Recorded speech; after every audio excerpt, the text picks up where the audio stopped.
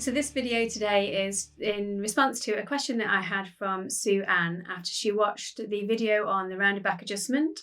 And the question that she asked was, how do you make this adjustment when you are using a pattern that has a yoke? So I just wanted to cover a quick kind of extension to that video, which is how you would do that on a pattern with a yoke. So there are a couple of things to think about when you are using a pattern with a yoke. And the main thing is about the position of the yoke on the pattern. So I'm going to show you a pattern in a second where we've got the yoke position that's going across between the armhole, kind of across the shoulder blade level of the pattern. If the yoke is deeper than that for some reason, so most yoke patterns tend to come sort of middle of the armhole here or slightly down, because what you're doing is adding shaping into the shoulder. You might have it that the yoke is further down. In other words, if it's below the armhole, then again, just assessing where that is on the pattern and where you want to make this adjustment. The other thing to pay attention to is also when we put a yoke onto a pattern, it is also possible sometimes to shorten the front of the pattern and bring the shoulder seam forward. So the yoke actually then comes all the way over the shoulder, and you might see the shoulder seam coming further forward. So you might see this on ladies' shirts or men's shirts, where it looks like the shoulder has kind of got like a bit of an epaulette here coming onto the front of the pattern. So if that is the case with your pattern, what you'll be able to see is when you look at the design detail on the front of the pattern, the technical sketch, you'll actually see a line just below where you'd expect the shoulder line to be. If the shoulder seam was where it's supposed to be, kind of on the top of the shoulder, then you don't see that from the front view of the technical drawing. But if you are seeing an additional line drawn like below the shoulder line, then that means that yoke pattern is likely to be coming over the shoulder. The reason that's important is because if you remember from the rounded back adjustment video, you can make the change in the adjustment for the rounded back by putting a dart in, and the dart can either come into the neck point or into the shoulder, depending on the adjustment that you want to make and the style line you want to achieve.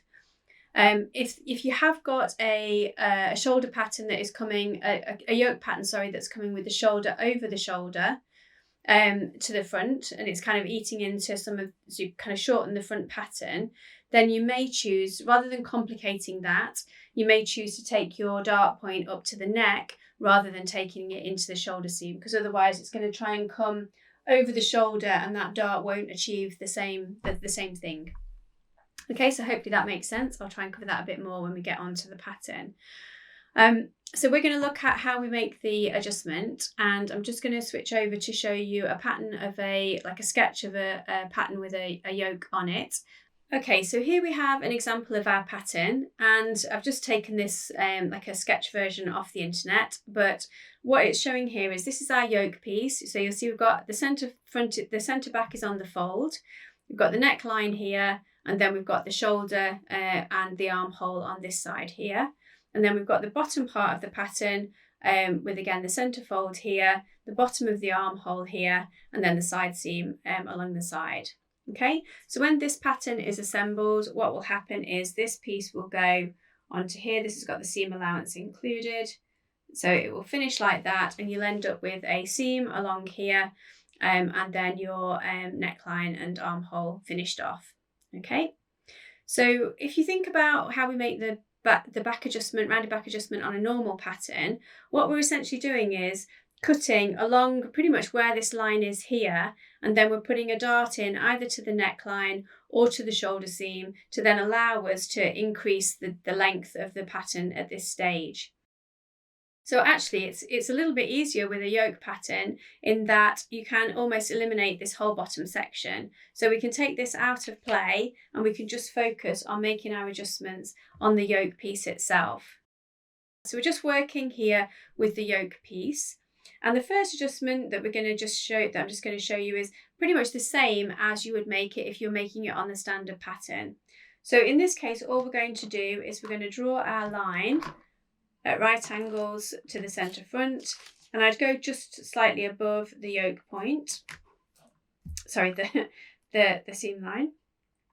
So we'll just draw the line. So normally you're going to measure where your rounding is on your back. So when you're kind of feeling on the back of your body to see whereabouts you need to add in the extra length, So the way to detect that is, as you're looking in the mirror, you'll see that the rounding, can you see my back kind of starts going straight sort of from about this level, and then the rounding starts at this distance here. So what I would do is I would take a tape measure, place it at the nape of my neck, and then measure down this distance here, which I think is about 3 inches. And then usually that's where you want to make your adjustment. Okay, so you want to draw the line that we're going to draw now about at this point here. If you've got more rounding or it's longer, then again, it's going to be in a different position for you. Okay, so we're not going to make it too high up, otherwise we won't get the effect. And we're not going to make it too low down, otherwise it's going to kind of bow out and bag out, and we're going to have too much fabric in this area here. So it is important just to stand and look at yourself, with your shoulders relaxed, and just have a look to see where does the rounding start to occur. And then measure down from the nape of the neck to that point. Okay, so hopefully that makes sense. But what we're going to do with this one this time is we're going to use the line that we've currently got on the yoke itself, so at the bottom of the yoke. So we're not going to draw a new line in, we're just going to pick to choose our dart. In this case, I'm going to go from the neckline. Again, you could go from the shoulder, depending on how you want to do that. The first thing that we want to do is just mark where we want to put our dart position. And so I'm just going to draw that in this case. I should also say that the very traditional way of making your pattern adjustments would be to take all of your seam allowances off first and then to add them on later. So if I cut off my seam allowance first, I don't know how much, let me measure it with my scaled version. So that's about 1/4 of an inch on this scaled version. So you trace off your pattern piece for the yoke, remove the seam allowance. And the reason for doing this is just because the seam allowance itself can skew the pattern piece really. If you imagine the pattern was designed without the seam allowance, and that's usually the last thing that you add on. So if I just remove my seam allowance on here.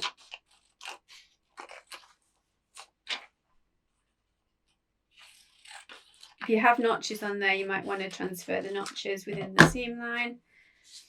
Okay, so I've removed my seam allowance and now I'm going to draw in my line for my dart position. So let's say I want that to be here. So you can see I'm using the line that's already existing as the bottom part of the yoke. And now I just need to cut down from my neckline.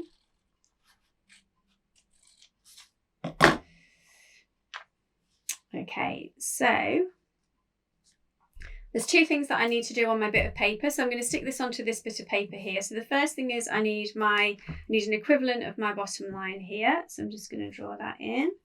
I'm just going to give myself a kind of right angle to work with. Okay.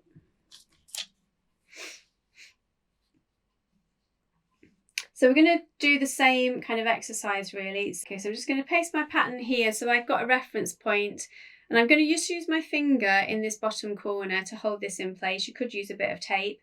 But really what we're trying to do now is we're going to move this pattern piece up and across, if you like, to make sure that we get the same. So you can measure up on your grid how far you want to go. So again, I'll do the same size of adjustments at about 1/4 of an inch on my pattern in this case. So I'm just going to draw a line here, line my whole pattern up, and then put my finger in the bottom corner, and then I'm just going to rotate this until I can get the pattern to line up. So I'm trying to get the centre back lined up with that line, and I'm just using this finger to kind of rotate that round a little bit, and then I can set that so that I've got it matching this line here. So this is lined up with the centre back, and this point is raised up by the amount that I want, and this bottom corner here is still touching this line. So a little bit fiddly with your fingers, but hopefully you get the idea. So what you're trying to do here now is we're going to add this part onto the bottom of our pattern piece, and then we've got a dart in here, but then I'm going to show you how you can eliminate this dart in the next stage. So I'm just going to stick this down onto my bit of paper so you can see that. Okay. All right, so then the next step in this process would be to cut this bit out. So I'm just going to cut my new pattern piece out.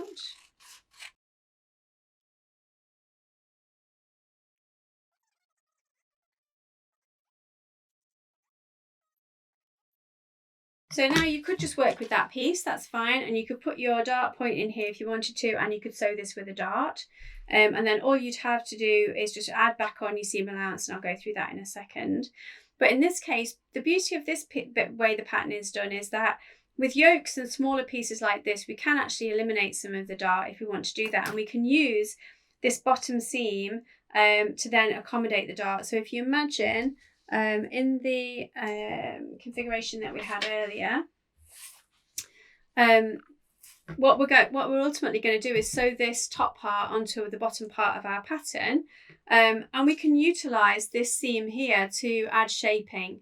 So we can transfer the dart that we've got in this position here, and we can actually put it in here, so we can kind of do that dart manipulation, and we can create some shaping that's actually going to go into this seam. So I'll just show you what that looks like. Okay, so in that case, what we're going to do is we're going to cut down one of our dart legs right to the bottom really. So you might want to draw in where that finishes. So if I just draw this line right the way down, you know where that is. So we're following one of our dart legs right to the bottom, but just leaving a hinge at that bottom position. Okay. And then what I can do is I can close out that dart. So now if I just remove that part and close that out, can you see?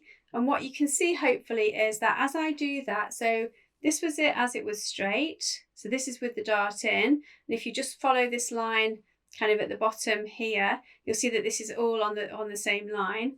But as I move that dart and close that dart at the top, oops, there we go, close that dart at the top. Can you see now the dart shaping actually moves into this gap here? So instead of this being on a straight line now, I've now got a gap here. And what that's going to do is when we then sew this onto the bottom piece, this is going to act like a kind of a dart shaping when you add this to the bottom piece of the pattern. All right, so if I, and then this will then curve around the back of the roundness of the back. Okay, so if I close that dart out and just stick that down, and then what you'd probably want to do is just, we don't want a kind of sharp line here, otherwise it's going to look a bit odd, but we can just round out the bottom of this dart, just kind of shape that a little bit. And then the last thing that you would then do is add back on your seam allowance. Okay, so if you remember, we took the seam allowance off this pattern. So now what I would do is just retrace this off, and I would be adding on my seam allowance to these different parts. So you can ignore that bit there. That ruler's a bit big.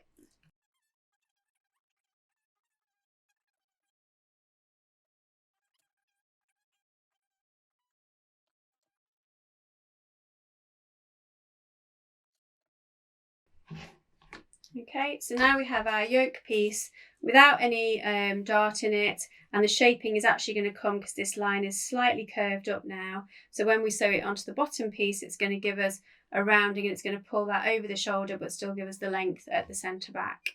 The other type of yoke that you might see is a shaped yoke. So this is a pattern called the Penelope top, I think it is, Penelope top and dress. And in this pattern we can see that it has a ruff around the neck, and that means that the pattern pieces are a back bodice piece with a cutout for the neck. And you can see there that we've got the two pieces for the kind of lining part and the outside part of the yoke, and then the back piece which has got quite a big piece cut out of it. So the total shoulder is the combined amount of those two pieces. So I'm just going to show you how you might make a similar rounded back adjustment on this type of pattern. So to replicate that pattern, what I've done is I've taken my yoke from the example that we had earlier, and I've just drawn a line in that represents that curved yoke piece that was on the pattern. So if you use your imagination, this will be the remainder part of the bodice, and then you'll have a yoke part here. Okay, so if we were to separate out these two pieces, it will then look like it would in the pattern.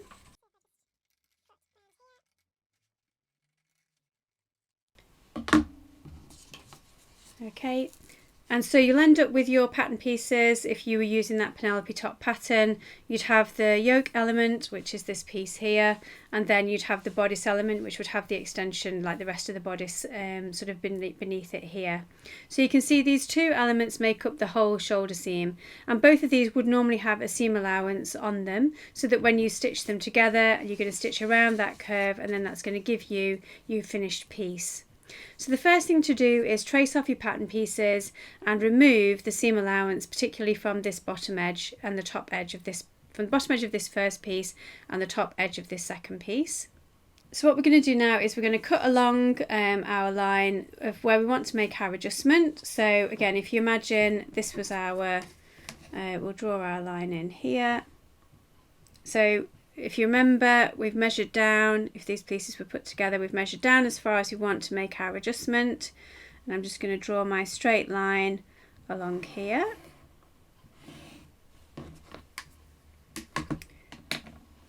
And then once I have that, I can cut along, leaving a hinge at the other end.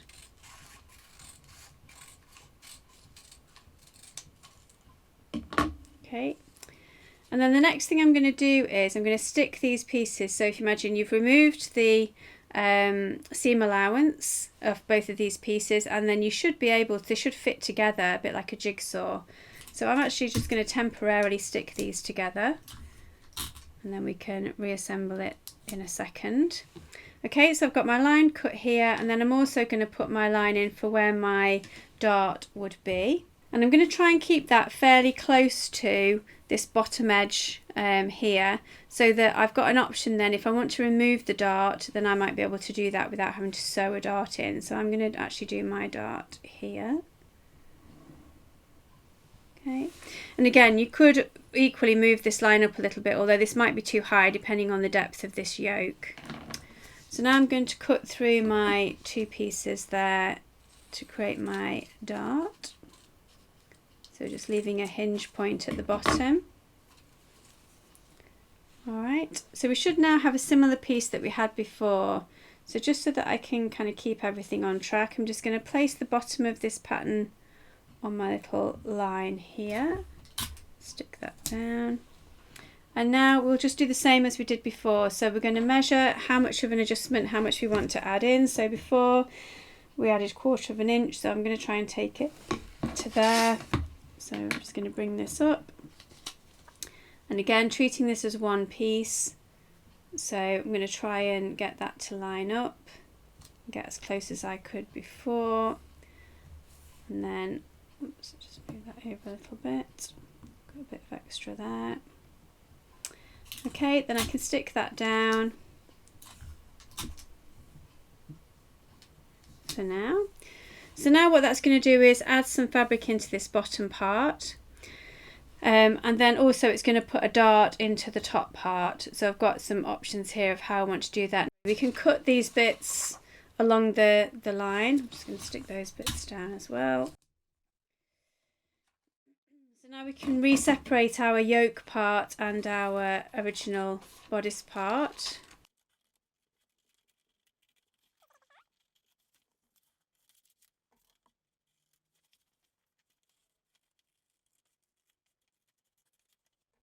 So I've just roughly cut the dart part out, because I'm going to try and get rid of that if I can. Okay, so now they would go together. So now you've got the shape of your, you could trace off or cut out the remainder, and this will obviously have the remaining part of your bodice at the bottom. So we've added in our extra length in the back here. But what we can do with this yoke is similar to what we did before. So we can overlap this so that we can pinch out the dart. So you can just fold that out, and then your new yoke piece will then not have the dart in it, and that will give you the shaping. So it just basically moves the dart. Can you see it's moved the dart into this area here? So what that's going to do is sort of round that over your shoulder and kind of onto your back, so that will create the space that you need and the shaping around the neck, and then you can just stitch that back in. So your yoke piece, oops, get that to be a bit neater. So you would fold out the dart here on this piece, so you're basically overlapping like we did before. So you don't need to have a dart there now, you can just make that as one single piece for your yoke. And then because this is tiny here, this will be really small here, you should be able to ease this in to this seam when you stitch these two together. And what that will do is you've just moved the shaping now from this point here into this seam here. So when you stitch them together, that will give you that nice shape to cover over your shoulder. So I hope that gives you some clues and ideas of how to approach that. If you have any further questions, then please just let me know. So thank you very much for watching, and thanks for your comments and questions, and I look forward to seeing you again soon.